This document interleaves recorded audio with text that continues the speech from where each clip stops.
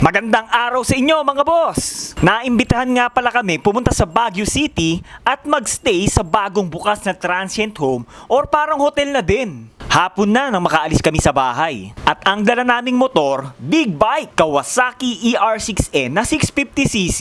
At ginabi na nga kami sa daan, madilim na sa expressway, foggy pa sa Marcos Highway. Pero ang sarap ng biyahe, malamig!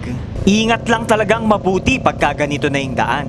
Ginabi na nga kami na makarating dito. Okay mga boss, dito na kami. Ginabi na kami pero nakarating din. Ayun oh, sa taas maliwanag. Nice. Tanlamig dito, syempre. Okay din kasi sakto. May pa-barbecue party ang may-ari ng transient home na to. Ayun yung pambato niya, yung kagat. Kaya!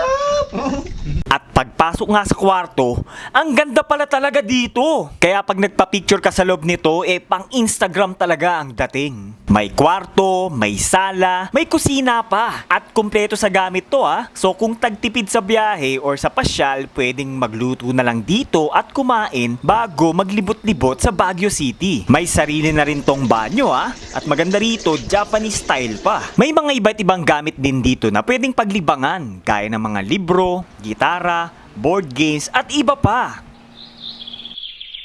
Ang sarap ng tulog namin! Woo! Komportable ang kama at ito ang view na bubungad sa iyo.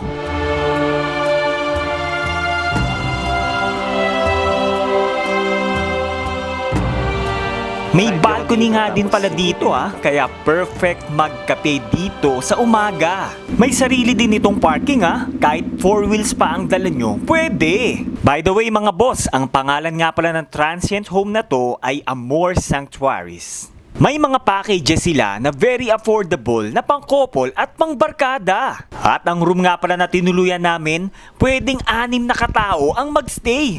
Kaya sulit na sulit talaga. Isang gabi lang kami nagstay sa Baguio. Kung pwede nga lang doon na tumira no?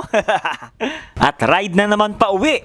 At mga boss, kung hindi pa po kayo nakasubscribe, mag-subscribe na po kayo and click the notification bell and please like and share the video. Thank you for watching mga boss. Hanggang sa muli. Bye-bye!